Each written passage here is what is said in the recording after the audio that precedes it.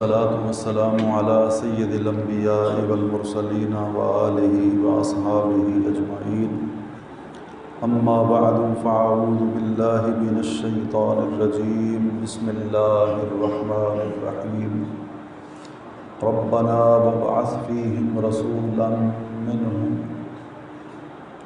وقال الله تبارك وتعالى في مقام آخر ومبشرا برسول يأتي من بعد اسمه أحمد صدق الله العظيم وصدق رسوله النبي الكريم اللهم صل على سيدنا محمد وعلى آل سيدنا محمد صلاة دائمة مقبولة تؤدي بها عنا حقه العظيم اللهم صل على سيدنا محمد صلاة الرضا وارض عن أصحابه رضا الرضا الصلاة والسلام عليك يا رحمة للعالمين وعلى آلك وأصحابك يا شفيع المذنبين بندہ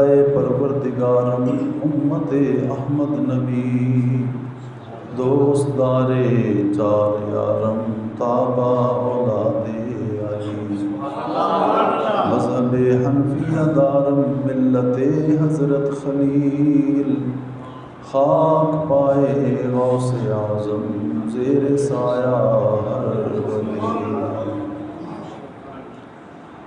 اج آمد ہے اس سونے دی جیڑا دو جگ نالوں سونا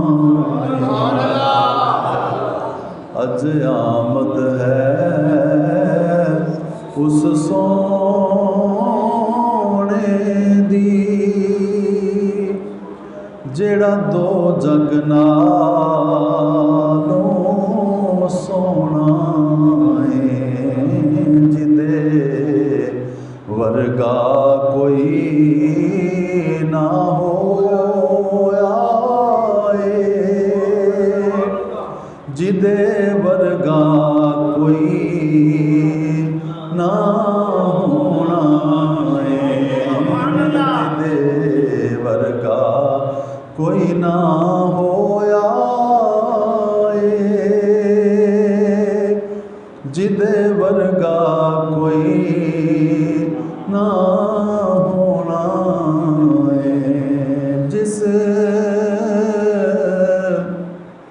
ونڈنے دکھ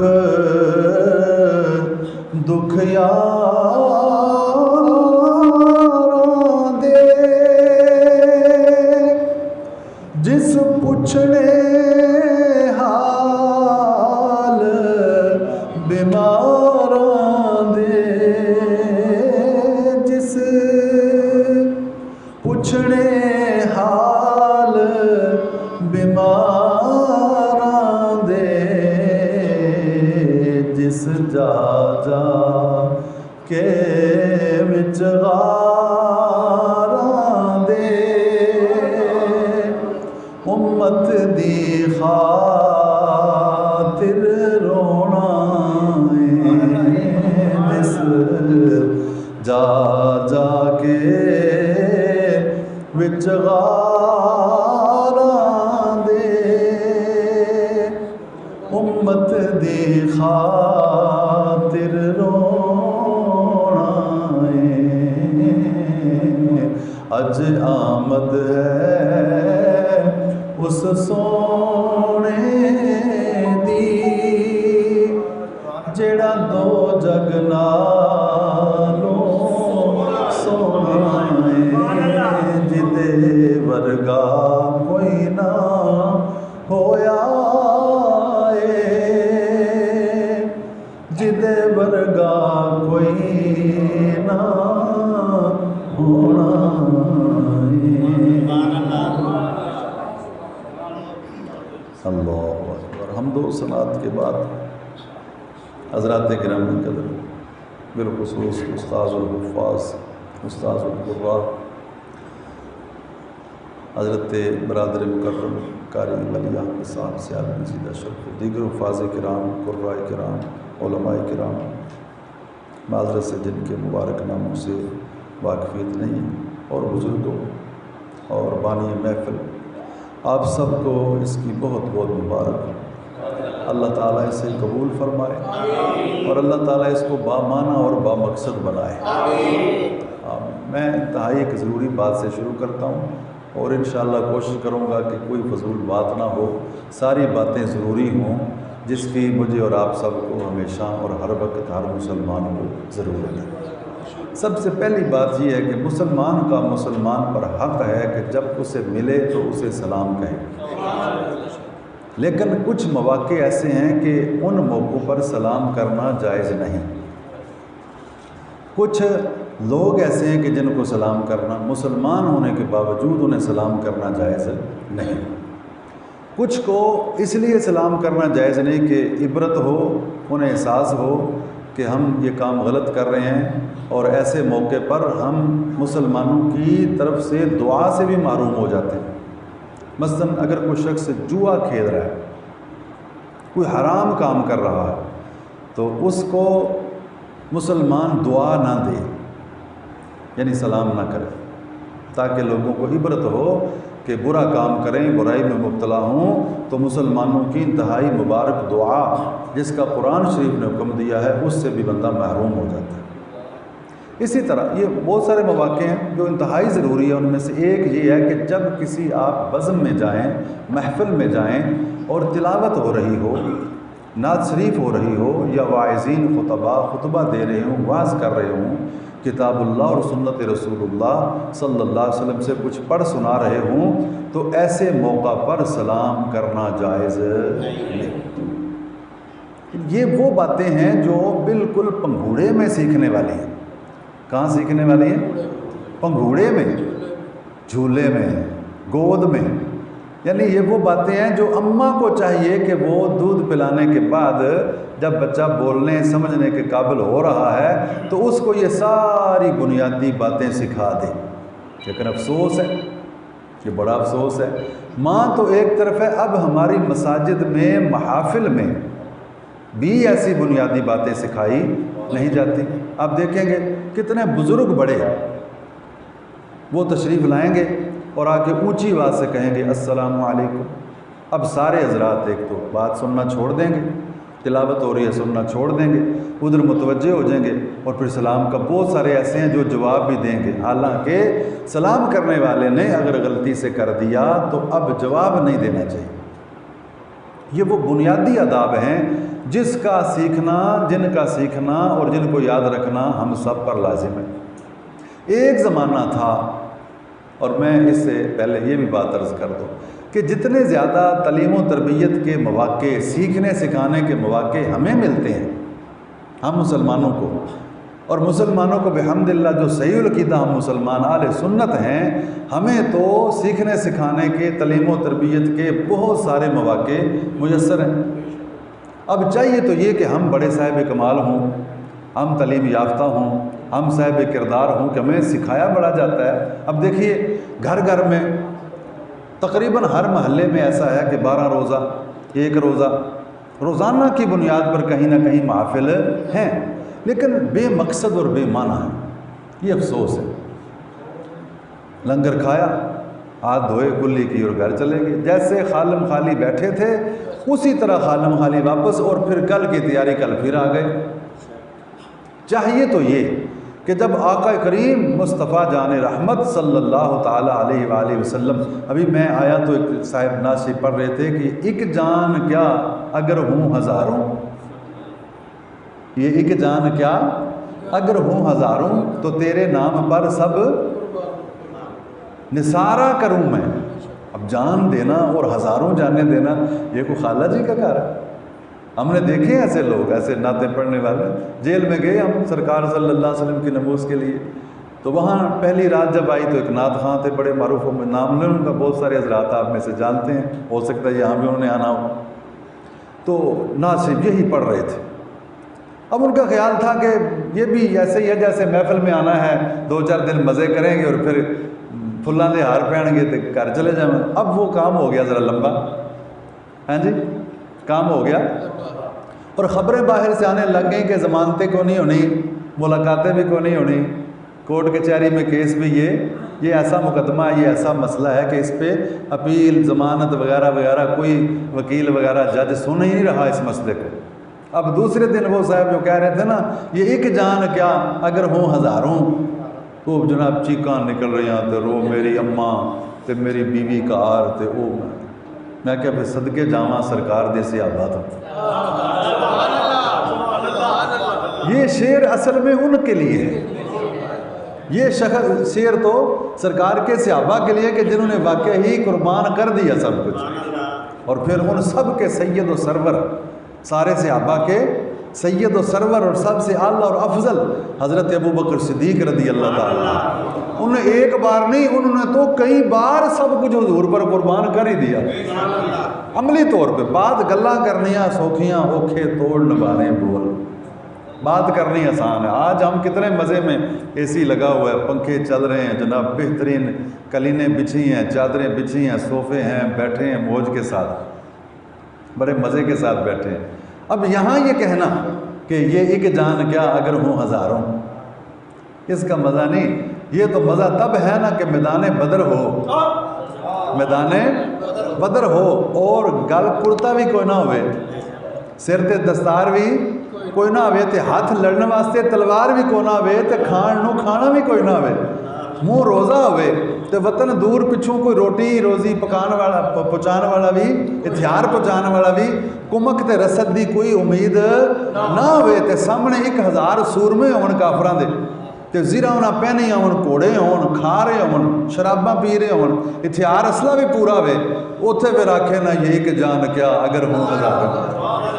तो फिर सहाबा ने ये कहा नहीं, उन्होंने करके दिखा दिया। हाँ जी, अजूबे हैं कई कायनात के, कई इमारतें अजूबे हैं।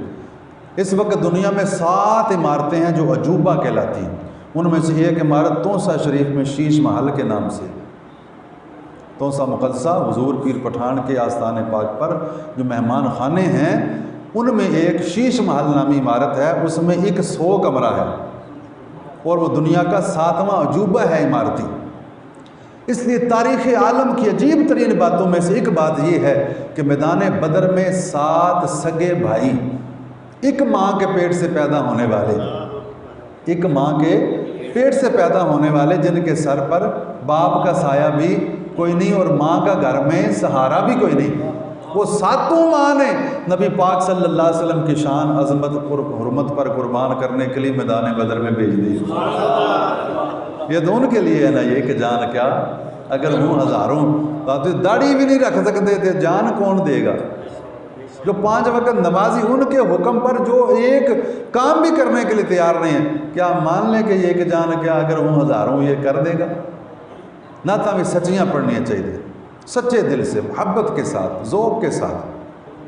कलाम वो पढ़ें जो अपने पहले अपने दिल में उतरा हुआ है, अपने दिल में खुद मज़ा लेने के लिए, ना लोगों से कहें आखो जो सुबहान अल्लाह को गल है जी करो, लोग आपे भी आखन सुबहान अल्लाह हैं, तो जो ना आखन बंदे सुबहान अल्लाह, तो फिर मेरे अली शाह साहब रहमतुल्लाह अलैह ये नुस्खा भी बता गए कि लोगों से कहने की ज़रूरत नहीं, खुद के हो सुबहान अल्लाह मा अजमला का, मा अहसना का, मा अकमला का, किथे मेहर अली, किथे तेरी सना, मुश्ताक अखियाँ किथे जा रही।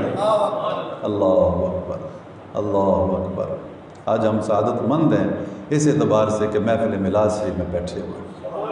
उम्मीद है अक्सर ने, बल्कि सब ने नमाज इशा तो पढ़ी होगी, अगर नहीं पढ़ी तो इस महफिल में बैठने का फ़ायदा कोई, फ़ायदा उसको है अगर नहीं अदा की गफलत से तो घर जाके सोने से पहले नमाज इशा अदा कर ले, तो फिर फ़ायदा होगा महफिल मिलाद में आने का।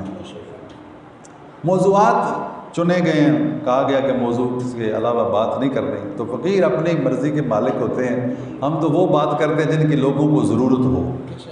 महफिल मिलाद की शरई हैसियत क्या है? ये कितना छोटा मौजू है कि 1-2 मिनट से ज़्यादा इस पर बोला नहीं जा सकता। महफिल मिलाद की शरई हैसियत क्या है? जायज़ है। महफिल मिलाद शरीफ जायज़ है। कोई माई दा लाल कुरान पाक दे 3 सिपारियां विचों لکھاں حدیثاں نے نبی پاک صلی اللہ علیہ وسلم نے، کچھ کتابی شکل چلے تو کچھ کتابی شکل چ نہیں. تسی حیران، یہ کتابوں میں جو لکھی ہے نا، یہ تو ان حدیث کا 100واں حصہ بھی نہیں ہے. حضرت امام احمد بن حنبل کو 7 لاکھ حدیثیں یاد تھیں. کتنی؟ 7 لاکھ. اور امام بخاری رحمۃ اللہ علیہ کو 2 لاکھ سے زیادہ حدیثیں یاد تھیں، لیکن 6000 پلس لکھی بخاری شریف میں. باقی کدھر گئی؟ اب لوگ یہ سمجھتے ہیں کہ ساری کی ساری بخاری شریف میں حدیثیں ہیں، بخاری شریف کے علاوہ حدیثیں ہی کوئی نہیں ہیں. تو جب بخاری لکھنے والے امام پیدا نہیں ہوئے تھے تو کیا پہلے حدیثیں کوئی نہیں تھیں؟ امام اعظم ابو حنیفہ رضی اللہ عنہ کو جتنی حدیث یاد تھیں، اور جتنی حضرت امام مالک کو یاد تھیں، اور جتنی حضرت امام شافعی اور امام احمد بن حنبل رضی اللہ تعالیٰ عنہ اجمعین کو یاد تھیں، کسی محدث کو اتنی حدیثیں یاد نہیں تھیں. اللہ اکبر. یہ ذخیرہ حدیث کا ائمہ مجتہدین، اسلاف صالحین، اللہ والے لوگ، کسی کا کوئی ایک جملہ کو بتا دے، ہوئے اللہ والا، ہوئے اللہ والے دا دشمن نہ ہوئے، اللہ والے دا بے ادب نہ ہوئے. داتا صاحب، خواجہ غریب نواز، حضرت پیر پٹھان، حضور خواجہ قبلہ عالم نور محمد محاروی، حضرت محبوب الہی خواجہ نظام الدین اولیاء، حضرت بابا صاحب فرید الدین گنجے شکر، انہوں دے مرشد کریم خواجہ بختیار کاکی اوشی، اور انہوں دے مرشد غریب نواز 99 لاکھ ہندوانوں کلمہ پڑھانے والے، حضرت خواجہ اجمیری عطائے رسول فی الہند، غوث پاک حضرت جنید بغدادی، امام غزالی، حضرت امام جلال الدین سیوطی، جنہاں نوں 1-2 بار نہیں 70 بار تو بھی زیادہ جاگدیاں اکھاں نال حضور دے جلوے دے سبحان اللہ. انہاں بڑیاں کتاباں لکھیاں تے حضور دے میلاد تے بھی لکھے، بنیاد دے اندر گلاں لکھدے. انہاں ساریاں کتاباں وچوں انہاں سارے بزرگاں دا کوئی ایک کول کو وہاوے کہ جنہاں آکھیا ہوئے کہ میلاد جائز نہیں. قرآن وچ جدوں منع نہیں، حدیث وچ منع نہیں، تے جیڑا کم منع نہ ہوئے وہ جائز ہوندا ہے. جیڑا کم منع نہ ہوئے وہ اے میرا موضوع ختم ہو گیا. دعا کریے ہاں جی، تو اور گلاں کریے کوئی سرکار دو عالم کرنی چاہیے. کچھ موقع ملے، تسی بیٹھے ہو، قابو آئے ہو ساڈے ہیں تے کچھ اسی بھی دل دی پڑھاس کر لیے. ہن دسو اج چوتھی محفل ہے، 5ویں ماشاء اللہ سبحان اللہ، اور 12 ہونیاں نے. اتنی زیادہ محفلاں سننے کا جس قوم کو موقع ملے وہ تو بڑی صاحب کردار ہونی چاہیے، نہیں ہونی چاہیے. لیکن ہے کیا ہے؟ ایک وقت تھا لوگ سر پکڑ کے بیٹھ جاتے تھے جب دودھ میں لوگ پانی ملاتے تھے. اب چلو پانی میں دودھ ملا لیں، پھر بھی چلو دودھ تو رہے گا نا، اصل تو ختم نہیں ہوگی. اصل جو ہوتی ہے نا کسی چیز کی بھی وہ ختم نہیں ہوتی. لیکن اب اتنی زیادہ محفلیں، اتنے زیادہ حاجی، کوئی گلی ہے جہاں حاجی نہ ہو؟ بلکہ اب تو حال یہ ہے کہ کوئی برادری ایسی نہیں جہاں 2-4 حاجی نہ ہوں، کوئی گھر ایسا نہیں ہے جہاں کوئی حاجی صاحب نہ ہوں. اور عمرے کے لیے تو اتنی مہنگائی کے باوجود جناب دیکھیں حرم شریف، مطاف شریف، جب بھی آپ دیکھیں نظارہ کریں لائیو، مطاف شریف بھرا ہوا آپ کو نظر آئے گا. اور وہ جو طواف کرتے ہو ہر وقت نظر آئیں گے وہ مکہ مکرمہ کے نہیں ہیں. ان میں سے کوئی 1% ممکن ہے، اگر 10,000 ہے تو ایک بندہ مکہ مکرمہ کا ہوگا. بہت کم وہ آتے ہیں حرم میں. یہ عجیب ان کی عادت ہے، عجیب محرومی اور بدنصیبی. آئیں گے تو گرمی سے ڈریں گے ہیں. محبت کے ساتھ جانے والے بہت تھوڑے ہیں. ایک مقصد کے ساتھ عمرے کرنے والے حج کر، وہ جس قوم میں اتنے حاجی ہوں، 30 لاکھ کم و بیش جو ریکارڈ میں آئے ہیں نا گورنمنٹ نے جن کی اناؤنسمنٹ کی ہے سعودیہ نے، وہ 30 لاکھ ہیں جنہوں نے اس دفعہ حج پڑھا ہے. اب بتائیں 30 لاکھ حاجی ہوں جس قوم میں ایک سال میں، اس قوم کا پھر یہ حال ہونا چاہیے ہیں. پہلے لوگ شرماتے تھے رشوت لیتے ہوئے چھپ کے، ڈر کے. اب لائیو کیمرے چل رہے ہیں، ریکارڈنگ ہو رہی ہے، ویڈیو وائرل ہو رہی ہیں، کوئی شرم نہیں. حیا ختم ہو گئی. اسے کہتے ہیں دلوں کا مردہ ہو جانا. دلوں کا مردہ ہو جانا. قرآن فرماتا ہے لوگ نہیں مرتے مگر دل مر جاتے ہیں جو کہ سینوں میں. انشاءاللہ کسی کا دل نہ مر جائے. مردہ ضمیری یہ انتہائی بد نصیبی کی بات ہے.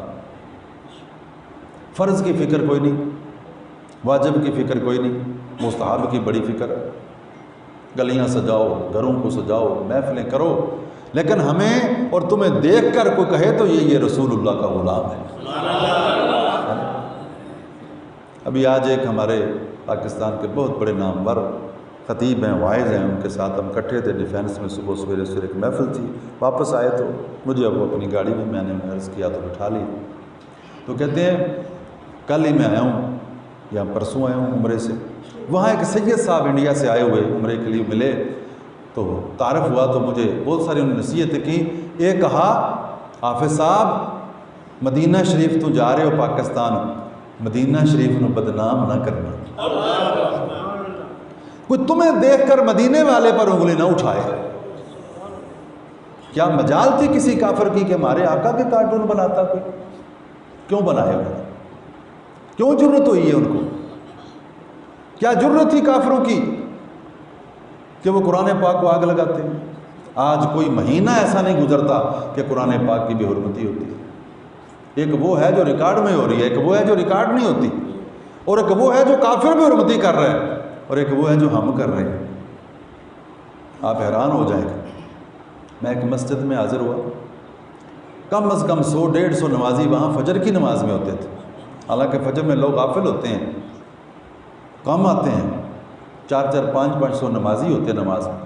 قرآن پاک کی کھڑکیاں کھولیں صفائی کے لیے، اکثر قرآن شریف کے نسخوں کو دیمک چاٹ رہی تھی۔ یہ مسجد کا حال ہے جہاں سینکڑوں نمازی آتے ہیں۔ کتنے گھر ہیں جن کے افراد صبح سویرے نماز فجر کے بعد اپنے دن کا آغاز رب کے کلام کی تلاوت سے کرتے ہیں، تویز لینے بھاگتے ہیں، جو گھر میں پڑا ہوا ہے اسے دیکھتے ہیں، باہر سے نسخے ڈھونڈتے ہیں، جو ازمودہ تیرے گھر میں ہے اس کو تو ایک دفعہ آزما کے دیکھ۔ اور آج پھر تویز اور ہرس، یہ تویز کیوں ڈھونڈا جا رہا ہے؟ ہرس مال دنیا کی، مرتبے کی ہرس۔ عیسائی پیر بن گئے، عیسائی، مسلمانوں کو مر جانا چاہیے جن کے پیر اور رہنما عیسائی بن جائیں۔ کرسچن دکانیں کھول کے بیٹھے ہیں اور تویز بیچ رہے ہیں، مسلمان ان سے، ان کا کوئی خریدار ان کا عیسائی نہیں ہے، کیونکہ وہ تو جانتے ہیں جو کچھ ہے یہ جادوگر ہے، بے ایمان، لیکن ہم ان سے خریدتے ہیں۔ ایک صاحب نے مجھے بتایا رمضان شریف ہے، ایک بندہ فوت ہو گیا، فاتحے کے لیے بیٹھے ہیں، وہ سموکر تھے، سموکر ماہر ہوتے ہیں، خوشبو ان کو آ جاتی ہے سگریٹ کی، چرس وغیرہ کی، تو مجھے بدبو آئی چرس کی، قریب سے آ رہی تھی۔ میں نے کہا یار رمضان شریف میں اور مسلمانوں کی گلی میں، یہاں تو کسی عیسائی کا گھر نہیں ہے، تو یہ چرس کی بدبو آ رہی ہے، کون پیر ہے؟ وہ جو صاحب خانہ تھے جن کے پاس کہتے ہیں میں تعزیت کے لیے گیا، انہوں نے کہا اندر ہمارے پیر صاحب بیٹھے ہیں۔ بندہ آج بھی زندہ، اگر کوئی شک ہو تو میں اسے ملا سکتا ہوں، اندر ہمارے پیر صاحب بیٹھے ہوئے، جو بھائی فوت ہو گیا اس کے پیر صاحب تھے، تعزیت کے لیے دعا کے لیے آئے ہوئے۔ تو میں کہا خانہ خراب، پیر اور رمضان شریف اور سگریٹ، وہ چرس والا، سادہ بھی کسی مسلمان کے شان کے لائق نہیں۔ اگر بیمار ہے، معذور ہے، عذر ہے تو چھپ کے گھر کے کسی کونے میں جا کے یہ کام کرے، اور یہاں پیر بھی ہے اور سرے عام لوگوں کے اندر بیٹھ کے انہوں نے کہا نہیں وہ پیر صاحب مسلمان نہیں، عیسائی نہیں۔ اب بتاؤ، جب اب پھر لوگ کیا کہتے ہیں، او جی مولویاں دی زبان اثر کوئی نہیں رہا۔ واقعی یہ بھی بات ٹھیک ہے، یہ بھی سوچنے والی ہے۔ یہ تو داتا صاحب نے 1000 سال پہلے کتاب لکھی ہے نا، جو کشف المحجوب، اس کے اندر بھی انہوں نے لکھا ہے، انہوں نے فرمایا یہ سوال کیا گیا ہم سے پہلے بزرگوں پر کہ علماء کی زبان میں اثر کو نہیں رہا۔ اس کا مطلب ہے یہ مرض نیا نہیں ہے، یہ پرانا ہے، اثر نہیں رہا۔ کیوں اثر؟ اس لیے رہا کہ مولانا صاحب آتے ہیں، میزبانوں کے سامنے بیٹھے ہوں کی تعریفیں کی، اور جی سارے عاشق بیٹھے ہیں، یہ سنے جملے آپ نے، کہ سارے عاشق رسول بیٹھے ہیں۔ اب بتاؤ جس معاشرے میں اتنے عاشق رسول ہوں، اس معاشرے کا یہ حال ہوتا ہے۔ بزرگ پریشان ہے، اولاد نافرمان ہے، خامد پریشان ہے، بیوی نافرمان ہے، بیوی پریشان ہے، خامد میری نہیں سنتا، بھائی بھائی سے نالاں ہے، سگے بھائی ایک ماں کے پیٹ سے پیدا ہونے والے فقط جائیداد کی ہرس میں ایک دوسرے کو کاٹ رہے ہیں، اور ہیں کیا؟ عاشق رسول ہیں کیا؟ عاشق ایندے نہیں ہوتے، عاشق ایسے نہیں ہوتے۔ عاشق تو تھے جنگ یمامہ میں زخمی پڑے ہوئے، جنگ یمامہ میں زخمی ہیں، ایک نے پانی مانگا، پانی لایا گیا، ان کو پکڑایا گیا، جب پیالہ منہ کے قریب کیا تو ساتھ والے نے مانگ لیا، پانی پیا نہیں، وہیں سے ہٹا کے اس کو عطا کر دیا۔ عشق تو یہ ہے رسول اللہ کا۔ ایک گھر میں بکرے کی بھنی ہوئی سری، عربی بڑے اچھے سٹائل سے سریاں آج بھی بھونتے ہیں، کھانے والی ہوتی ہے واقعہ تھا، سری بھنی ہوئی آئی، انہیں اس نیت کے ساتھ، اس خیال سے کہ ہو سکتا ہے ہمارے پڑوسیوں کے گھر میں کھانا نہ ہو، انہیں پڑوسیوں کے گھر میں بھیج دی، انہیں کھائی نہیں، انہوں نے کہا ہو سکتا ہے ساتھ والے گھر میں آج کھانا نہ پکا، انہیں وہاں بھیج دی، وہ کئی گھروں سے پھر کے پھر وہ سری اسی گھر میں آ گئی جہاں سے چلی تھی۔ عاشق ایسے ہوتے ہیں۔ عاشق امام حسین رضی اللہ تعالیٰ عنہ حضرت اسامہ بن زید رضی اللہ عنہ کی عیادت کے لیے گئے، جو نبی پاک صلی اللہ علیہ وسلم کے غلام ابن غلام تھے، حضور بڑی شفقت فرماتے تھے۔ حضرت اسامہ رضی اللہ عنہ حضرت زید کے بیٹے ہیں، حضرت زید وہ ہیں جنہوں نے اپنے والدین پر سرکار کو ترجیح دی، ماں باپ کے ساتھ نہیں گئے، حضور کی غلامی وہی رکھی۔ اللہ نے قرآن میں سارے صحابہ کا ذکر کیا ہے، پر نام صرف حضرت زید کا ہے قرآن میں، سورہ احزاب کے اندر۔ بڑی شفقت سرکار کرتے ہیں، بڑی محبت فرماتے تھے۔ حضرت عبداللہ ابن عمر رضی اللہ تعالیٰ عنہما بڑے عمر کے ہو چکے تھے، مسجد میں ایک بچہ ٹہل رہا تھا، فرمایا یہ بچہ کون ہے؟ بینائی کمزور تھی، پہچان نہ پائے۔